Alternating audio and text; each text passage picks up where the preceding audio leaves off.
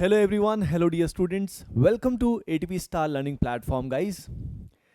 देखिए आप सभी के जेई मेन जो है एग्जाम वो हो चुका है and now many of you are looking forward for JEE advance 2020. हम सभी का यही एम है कि जेई एडवांस में हम बहुत ही अच्छा परफॉर्म करें. और आज मैं आपको केमिस्ट्री की स्ट्रेटेजी बताने वाला हूँ कि इस समय केमिस्ट्री को जो हमारे पास 20 दिन अप्रॉक्सीमेटली बचे हुए हैं कि 20 दिन में केमिस्ट्री को कैसे हमें हैंडल करना है. उसके लिए हम सहारा लेंगे 2019 के जो दोनों पेपर हमारे पास हैं, पेपर 1 एंड पेपर 2, उनका एनालिसिस करेंगे और उससे हम अंदाजा लगाएंगे, एग्जैक्ट आइडिया लगाएंगे कि यार किस तरह के कंसेप्ट्स का रिवीजन हमें करना चाहिए, किस तरह के क्वेश्चंस की हमें प्रैक्टिस करनी चाहिए, physical, inorganic as well as organic chemistry. तो मेक श्योर इस वीडियो को आप एंड तक जरूर देखें, होपिंग दैट आपको बहुत मजा आएगा एंड बहुत हेल्पफुल होगा. गाइस, जो भी स्टूडेंट्स जेईई एडवांस 2020 की तैयारी कर रहे हैं उन सभी के लिए ATP star rapid crash course start कर रहा है. कल से ये क्रैश कोर्स स्टार्ट हो रहा है, जिसको शॉर्ट में हम आरसीसी बोलते हैं. कल से ये क्रैश कोर्स स्टार्ट हो रहा है. तो जो भी स्टूडेंट्स ऐसे क्रैश कोर्स की, एक ऑर्गेनाइज्ड क्रैश कोर्स की रिक्वायरमेंट में है, जिसमें काफ़ी सारे टेस्ट भी होने वाले हैं, उनका एनालिसिस भी होने वाला है और उसके अलावा प्रॉब्लम सॉल्विंग स्ट्रेटेजी भी उसमें डिस्कस होगी, तो आप हमारी ऐप पे जाके या वेबसाइट पे जाके इसमें एनरोल कर सकते हैं, क्योंकि कल से क्लासेस चालू हो जाएंगी. Okay guys, okay everyone. तो यार देखो, सबसे पहले पेपर 1 देख लेते हैं. Let us start with the paper number 1. ठीक है, ये जेईई एडवांस 2019 पेपर 1 है ना. तो इस पेपर 1 में शुरू से अपन एक एक चीज़ें जो इंपॉर्टेंट पॉइंट्स ऑब्जर्वेशन के होंगे वो देखते हैं. देखिए यार, सबसे पहले हमारे पास जो क्वेश्चंस दिख रहे हैं अपने को, ठीक है, इसमें अगर हम देखें तो यहाँ पे बोराक्स बीट टेस्ट बिल्कुल डायरेक्ट क्वेश्चन आया हुआ है. डायरेक्ट क्वेश्चन अगर हम बात करें तो, और ये बिल्कुल मेमोरी बेस्ड क्वेश्चन है. मतलब अगर आपको बोराक्स बीट टेस्ट सही से आता है तो ये क्वेश्चन डायरेक्ट हो जाएगा.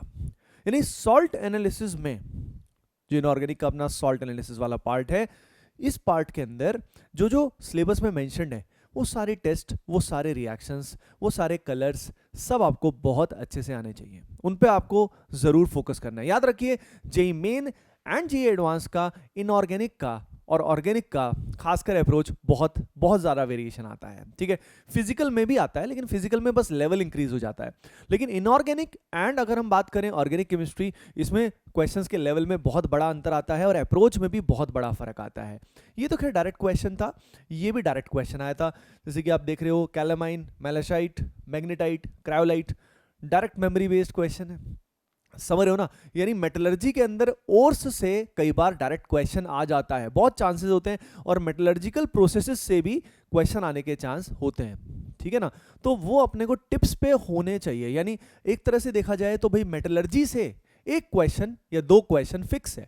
काफी इंपॉर्टेंट पार्ट है मेटलर्जी जेईई एडवांस के लिए.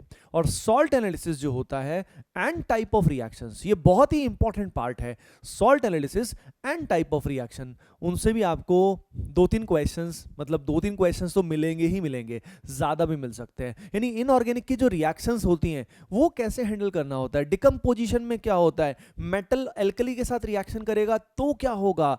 यानी आपको focus, you have to focus on the right areas. समझ गए आप सभी. चलते हैं आगे. अगला क्वेश्चन है related to molar conductivity. Next अगर हम बात करें, देखिए ऑर्गेनिक में जीओसी में एसिडिक स्ट्रेंथ से क्वेश्चन आया हुआ है. और अगेन ऑब्जर्व करना, जो मैं हमेशा से कहता आया हूं, बहुत स्टूडेंट्स और बहुत टीचर्स भी और बहुत इंस्टीट्यूट्स भी, क्रांतिकारी इंस्टीट्यूट्स भी क्या सोचते हैं कि जेईई एडवांस का मतलब है आउट ऑफ सिलेबस. नहीं, जेईई एडवांस का मतलब है perfectly within the syllabus. जो भी चीज पूछेंगे, कोई भी SIR effect, SIP effect, Bredt's rule, ये सब बहुत सारी ऐसी एडिशनल चीजें हैं, डांसिंग रेजोनेंस और ना जाने क्या क्या. ठीक है, आपको ऑर्गेनिक में स्ट्रिक्टली उन सब चीजों से दूर रहना है और रिएजेंट्स भी प्रॉपरली आपको विद इन द सिलेबस रहना है. रिएक्शंस भी proper with in the syllabus आती है सारी. आप चेक भी करना, मेरे सामने एक एक क्वेश्चन आएगा, एक भी रिएजेंट आउट ऑफ सिलेबस आपको एक भी अगर दिख जाए तो मुझे नीचे दिए कमेंट सेक्शन में बताना. ठीक है, बहुत स्टूडेंट्स इसी में गलती करते हैं, तो आपको perfectly within the syllabus ही रहना है. चलिए चलते हैं आगे. तो एसिडिक स्ट्रेंथ का क्वेश्चन आया था बिल्कुल डायरेक्ट क्वेश्चन, यानी जीओसी में acidic strength, aromaticity, basic strength से डायरेक्ट क्वेश्चन आ जाता है, डायरेक्ट क्वेश्चन आ जाता है। अगली चीज जैसे मैंने बताया, इनऑर्गेनिक केमिस्ट्री के जो रिएक्शंस हैं, इस तरह की सीक्वेंस वाली रिएक्शंस काफी आती हैं, आने के चांसेस होते ही होते हैं, ठीक है। तो रिएक्शंस आएंगी, रिएक्शंस में कुछ कुछ आपको की पॉइंट्स दिए जाएंगे जिससे आपको अंदाजा लगाना पड़ेगा कि पहले कौन था, बाद में कौन था, सही है क्या। और यहाँ पे जैसे CuCl2 कन्वर्ट हो रहा है CuCl में, तो ऑक्सीडेशन नंबर चेंज हो रहा है, इससे प्रूव हो रहा है कि ये एक तरह का रिडॉक्स रिएक्शन है। और रिडॉक्स में मतलब आप टाइप ऑफ रिएक्शन अगर आपको ठीक से आता है, टाइप ऑफ रिएक्शन अगर आपको ठीक से आता है, तो आपको कोई भी दिक्कत किसी भी तरह की नहीं होगी।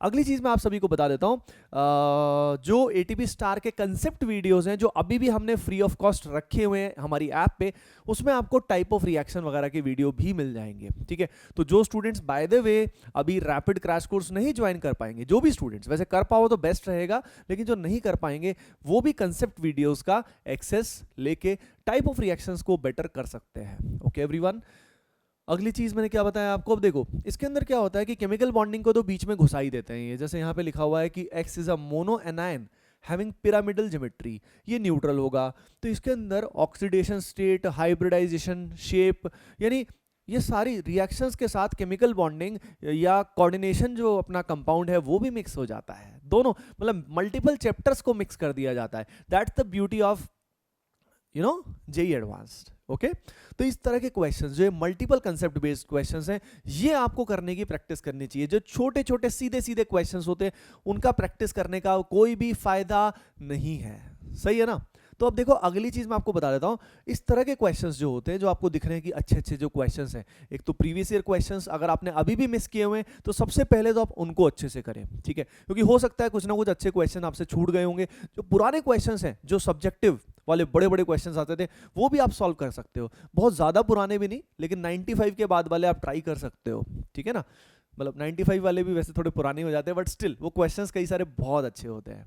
ओके, और बुक्स से भी अगर कुछ क्वेश्चन करने हैं तो याद रखिए perfectly within the syllabus वाले ही करिएगा, क्योंकि बुक्स में इनऑर्गेनिक केमिस्ट्री में भी और ऑर्गेनिक केमिस्ट्री में भी बहुत सारा आउट ऑफ सिलेबस होता है, ठीक है। तो you have to be careful. मैंने आप सभी को बताया था कि जैसे मेरी खुद की जो ऑर्गेनिक केमिस्ट्री की किताब है, उस किताब के अंदर भी मैं क्लियरली बताऊं तो ज्यादातर आई ट्राइड कि वो बिल्कुल परफेक्टली रिलेवेंट हो।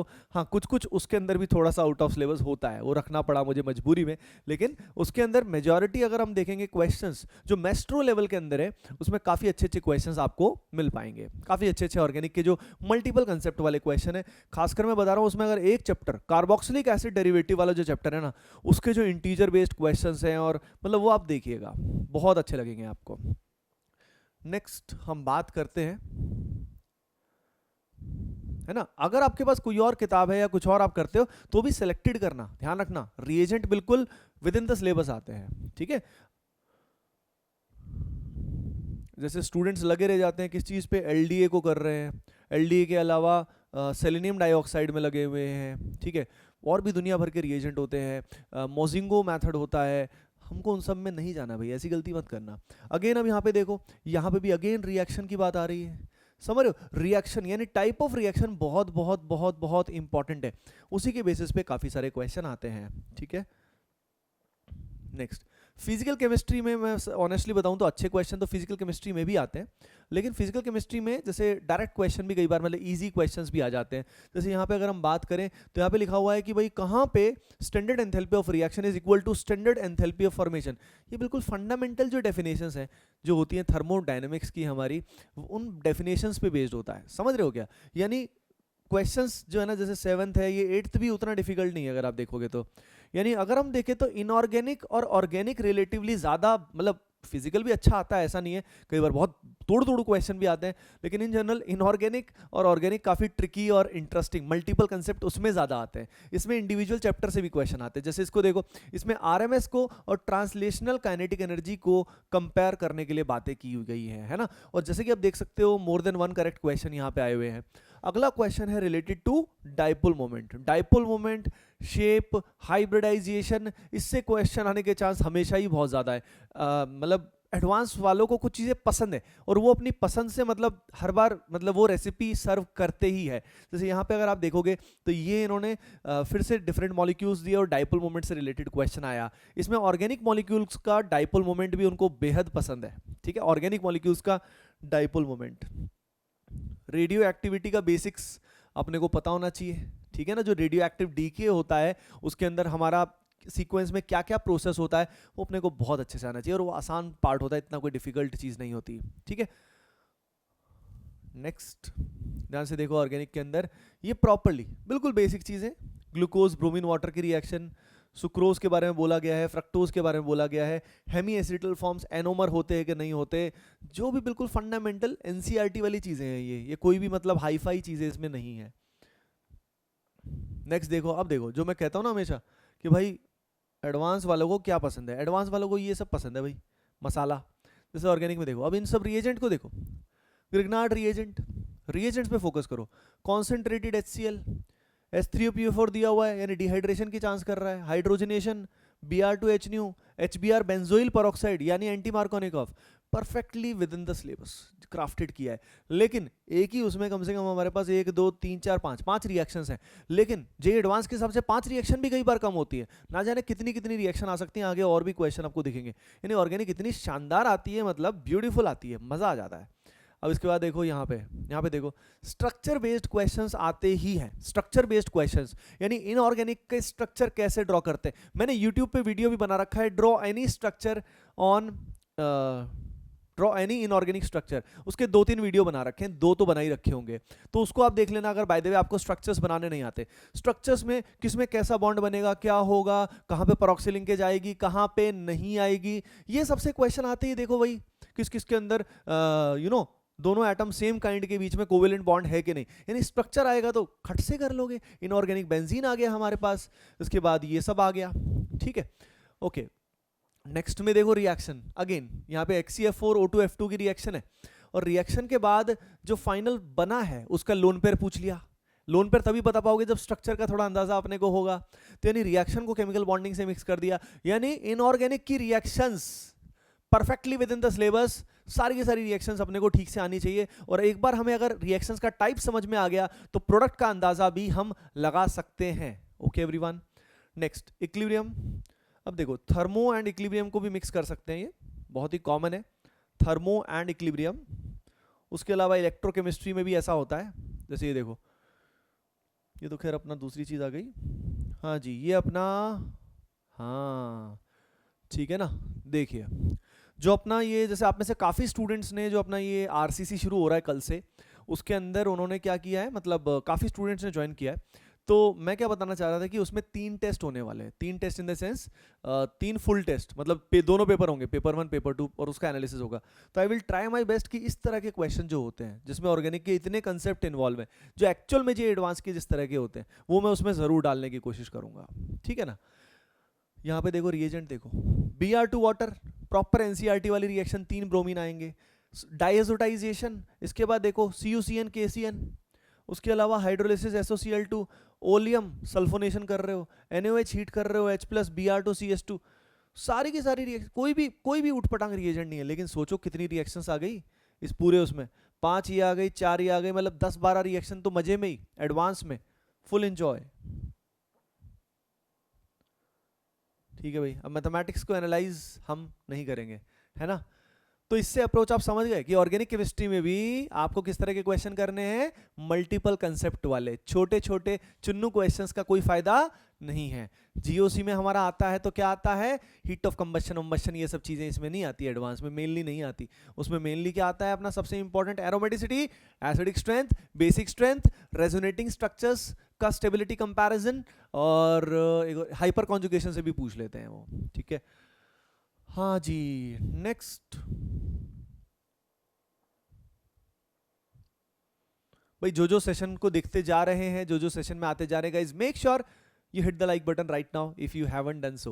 Okay, hoping that session आपके लिए काफी हेल्पफुल चल रहा होगा। देखिए नेक्स्ट अगर हम बात करें, ध्यान से देखें, मेटलर्जिकल प्रोसेस से देखिए क्वेश्चन आया, ये जो है अपना साइनाइड प्रोसेस से क्वेश्चन आया हुआ है। अगेन रिएक्शन तो आई हुई है इसमें, समझ रहे हो। तो आप देख रहे हो मेटलर्जी का कितना अच्छा वेटेज है, कितना ज़बरदस्त वेटेज है, और कुछ भी हाईफाई नहीं है, बिल्कुल डायरेक्ट साइनाइड प्रोसेस बहुत ही पॉपुलर होता है। यानी सही बताऊं तो एक ही पेपर, मतलब 2 पेपर अपने पास है, तो जो काफ़ी ट्रेडिशनल चीज़ें हैं वो ज़रूर पूछते हैं, ट्रेडिशनल चीज़ों को अच्छे से पूछते हैं वो। ठीक है, नेक्स्ट क्वेश्चन एक्वा रीजिया से रिलेटेड है। एक्वा रीजिया तो बहुत फेमस है। अगेन देखो ये क्वेश्चन, ये वही रिएक्शन बेस्ड क्वेश्चन, मेटल के साथ एसिडिक मीडियम में कैसे रिएक्शन होगा, मेटल के साथ NaOH की प्रेजेंस में कैसे रिएक्शन होगा। इनऑर्गेनिक रिएक्शन से स्टूडेंट घबराते हैं, और आपको घबराने का नहीं है, मैंने आपको पहले ही बताया। कंसेप्ट वीडियोस की हेल्प से आप इनको देख सकते हो, चेक कर सकते हो। ठीक है, उसके अलावा मतलब नेक्स्ट है हमारा यस एटॉमिक स्ट्रक्चर से रिलेटेड क्वेश्चन है, और मल्टीपल कंसेप्ट आते हैं इसके अंदर। ठीक है ना, एंगुलर नोड भी आ गया, रेडियल नोड भी आ गया, न्यूक्लियर चार्ज से रिलेटेड आ गया, एक ही क्वेश्चन में मल्टीपल कंसेप्ट है। सिमिलरली ऑर्गेनिक का ये क्वेश्चन रिलेटिवली ईजी है, रिलेटिवली ईजी है, मल्टीपल करेक्ट है।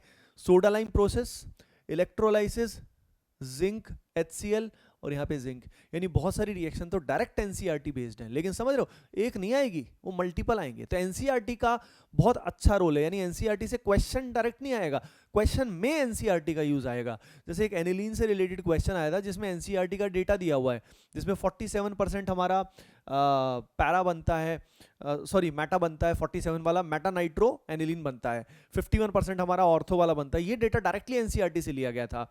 उसके अलावा जो हम उसको हीट करते हैं, जैसे थैलिक एसिड को हीट करते हैं, थैलिक एसिड को जब अमोनिया के साथ हीट करते हैं तो वहाँ पे क्या आता है, वहाँ पे CONH2 और CONH2 आ जाता है, लेकिन स्ट्रांगली हीट करते हैं तो वो थैलिमाइड बन जाता है। ये एग्जैक्ट रिएक्शन अपनी NCERT में दी गई है डियर स्टूडेंट्स, दी हुई है, समझ रहे हो ना। यस, ये इजी था रिलेटिवली। ये देखिए, ये रिएक्शन देख लो भाई साहब, ये बेंजीन के साथ Cl2 excess UV 500 degree centigrade, NCERT में दी हुई है रिएक्शन, ये बिल्कुल NCERT वाली रिएक्शन है। ठीक है, तो NCERT रिवीजन कर सकते हो, NCERT की एक एक रिएक्शन बहुत काम की है। आइए देखिए देखिए, ये है फ्लेवर हमारे एडवांस का, समझ रहे हो भाई साहब। और ऐसे क्वेश्चंस स्टूडेंट्स को नॉर्मली नहीं मिलते हैं। ठीक है, प्यासे रहते हैं काफ़ी, जैसे आप देख सकते हो, देखो इसके अंदर Hg+ H2SO4, कुछ रोव reaction, Tollens reagent, Wolff Kishner, SOCl2 अपना OH हटा के Cl लगाएगा, AlCl3 से क्या होगा, लुईस एसिड से इंट्रामोलिकुलर फ्रिडल क्राफ्ट रिएक्शन हो जाएगी, और फिर से हमारा वुल्फ किस्नर। ध्यान से देखो, एक भी रिएजेंट कुछ भी फालतू का नहीं, कुछ भी नहीं दिख रहा है तुम्हें, है ना। तो समझ रहे हो, आप में से शायद कईयों की बुद्धि जागी होगी, लगे रहते हैं रिफोमैट्सकी के अंदर, एसाइलोइन के अंदर, और ना जाने कितनी डील सेल्टर से लेके ऑर्गेनिक में कितना कचरा भरा रहता है। तो जो भी अच्छा करना चाहता है कि उस कचरे को एक बार निकाल दो दिमाग से। ठीक है, चलो जो पढ़ लिया पढ़ लिया, अब लेकिन अब उसको रिवीजन में मत लगा देना कि क्या पता आ जाए तो। अरे भाई क्या पता, कैसे पता तुम्हें है ठुल्लू, यहाँ पे दिख नहीं रहा क्या तुम्हें एडवांस के पेपर देख के भी अगर तुम्हें समझ में नहीं आएगा तो फिर तो बुद्धू नंबर 1 हुए तुम, है ना। तो इसलिए थोड़ा सा ध्यान से, है ना। सारा वेरीफाई कर लिया तुम्हारे सामने आज मैंने, पहली बार जो कहा था मैंने, जो मैं कहता हूं हमेशा से, उस चीज को तुम्हारे सामने प्रूव कर रहा हूं मैं, हर चीज को, एक एक क्वेश्चन को perfectly within the syllabus. Natural rubber, nylon, Teflon, cellulose, सारी चीजें NCERT में दी हुई हैं, सारी चीज। समझ रहे हो क्या, कि नेचुरल रबर पॉली आइसोप्रीन तो है, पर उसमें क्लियरली मेंशन है कि ट्रांस नहीं होता, सिस होता है। नायलॉन है तो अमाइड लिंकेज होती है, it is a type of polyamide, perfectly within the syllabus. तो NCERT रिवीजन इसके लिए अच्छा रहेगा। इनऑर्गेनिक के लिए तो उतना ज़्यादा फायदे का सौदा नहीं है, लेकिन इनऑर्गेनिक के लिए भी ठीक है, लेकिन सबसे ज़्यादा ऑर्गेनिक के लिए बहुत फायदे का सौदा है NCERT करना। ठीक है, और इसके बाद ये देखिए क्वेश्चन, ये stoichiometry plus inorganic reaction mix कर देते हैं ये। इसके बाद देखो अगला हमारा आ गया ये कॉम्प्लेक्स वाला क्वेश्चन, यानी कोऑर्डिनेशन केमिस्ट्री से एक क्वेश्चन तो आएगा ही आएगा एनी हाउ, आइसोमेरिज्म से आने के चांसेस रहते हैं, बहुत बढ़िया। और उसके अलावा आइसोमेरिज्म के अलावा किससे आ सकते हैं, आइसोमेरिज्म में स्टीरियोकेमिस्ट्री से जो होता है उससे भी क्वेश्चंस आ सकते हैं, और IUPAC से आने के चांस कम रहते हैं, IUPAC से आ सकता है। और कोऑर्डिनेशन में अपना शेप्स वगैरह से तो आ ही सकता है, शेप हाइब्रिडाइजेशन से, मैग्नेटिक मोमेंट से तो आ ही जाता है, मिक्स क्वेश्चन भी आ जाता है कई बार।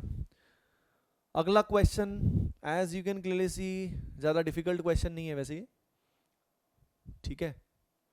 यहाँ पे स्टोइक्योमेट्री दोबारा से आया, तो स्टोइक्योमेट्री से भी दिख रहा है ना एक क्वेश्चन आ जाता है, लेकिन समझ रहे हो जो टाइट्रेशन वगैरह भारी भारी टाइट्रेशन होती हैं, ठीक है ना, ईडियोमेट्री वगैरह, उनसे क्वेश्चन आने के चांसेस, इडियोमेट्री से तो नहीं आता, अब तो आता ही नहीं है, और जो भारी भारी ये रिडॉक्स टाइट्रेशन और बड़े बड़े जो होते हैं उनसे क्वेश्चन आने के चांसेस कम होते हैं, कम होते हैं। लेकिन स्टोइकियोमेट्री यानी जो मोल कंसेप्ट है, मोलैरिटी, मोलैलिटी, उन सब से क्वेश्चन आने के चांस होते हैं, समझ रहे हो ना। और क्या बताया आपको, हाँ जी ये देखो H2PdBSO4 लिंडार्स रिएजेंट की तरह ही बिहेव करेगा ये, और फिर डाइल्यूट KMnO4। ध्यान से देखो कितना ब्यूटीफुली मेड क्वेश्चन है, लेकिन ये डिफिकल्ट नहीं है, ये आसान था, ठीक है। ये भी देखो ऑर्गेनिक का आइसोमेरिज्म से क्वेश्चन आया हुआ है। आइसोमेरिज्म जेईई एडवांस वालों को बेहद पसंद है, बेहद पसंद है। यानी इजी क्वेश्चंस भी होते हैं जेईई एडवांस में, ऐसा नहीं है कि मतलब डिफिकल्टी होंगे सारे। देखो अब ये डायरेक्ट क्वेश्चन है, ये मतलब बोर मॉडल से। अब देखो एटॉमिक स्ट्रक्चर से पहले भी क्वेश्चन आया था, एटॉमिक स्ट्रक्चर यानी देखो इनको कितना पसंद है। इससे देखो directly radius, angular momentum, kinetic energy, potential energy, समझ रहे हो। ये डायरेक्ट ये फंडामेंटल जब बताया जाता है, बोर की पूरी थ्योरी कराई जाती है, तब ये सारी बातें बताई जाती हैं। यानी बिल्कुल बेसिक्स पे क्वेश्चन आएगा। यानी आपको क्या करना चाहिए कि एडवांस का सिलेबस निकाल लो, और सिलेबस निकालने के साथ साथ एक एक चीज को डेप्थ में समझो। डेप्थ में समझने का मतलब अगेन, हाँ बेसिक्स आपको बहुत अच्छे से आने चाहिए। वो क्वेश्चन ऐसे क्रिएट करेंगे कि वो बेसिक से भी क्वेश्चन अच्छा हो जाएगा। हमें कई बार लगता है यार इतनी सी बात से क्या पूछेगा कि रेडियस ऑफ nth ऑर्बिट किस पे डिपेंडेंट है। अरे भाई सिर्फ रेडियस नहीं पूछेगा ना, वो बेसिक में 4 चीजें पूछ ली उसने, kinetic energy, potential energy, angular momentum, सब तो पूछ लिया, बाप का, दादा का, सबका बदला ले लिया। तो इसलिए वो बेसिक को ही बहुत निचोड़ के पूछते हैं, ठीक है। देखो भाई देखो, ये आ गए सारे के सारे, देखो डाइबाल H, HCl NaBH4 concentrated H2SO4, ozonolysis NaBH4 concentrated H2SO4, KCN hydrolysis LAH concentrated। ध्यान से देखो यार, सारे के सारे रिएजेंट सिंपल, ठीक है ना, समझ रहे हो। लेकिन हाँ मल्टीपल कंसेप्ट वाले क्वेश्चन है, बस उससे रिलेटेड, मतलब क्वेश्चन जिस तरीके से पूछा जाता है वो तरीका ट्रिकी होता है। The presentation of the question is like amazing, ठीक है। तो जैसे मैंने बोला भी था, क्या बोला था कि जो अपना ये RCC है, ये जो अपना रैपिड क्रैश कोर्स है, उसके अंदर all the papers will be strictly made on the basis of 2019 paper. बिल्कुल उस तरीके के पैटर्न को फॉलो करते हुए उसी लेवल के क्वेश्चंस हम लोग डालेंगे उसमें, ठीक है गाइस। तो जो भी इस तरह के कोर्स की तलाश में है वो RCC को ज्वाइन कर सकते हैं फ्रॉम आवर ऐप और वेबसाइट, एंड होपिंग दैट ये पर्टिकुलर एनालिसिस सेशन से आपका दिमाग काफी खुला होगा। और यार बस आपको बहुत अच्छा करना है, बस जो बातें मैंने बताई हैं उसका ध्यान जरूर रखिएगा। Okay guys, I wish you all the best and love you all.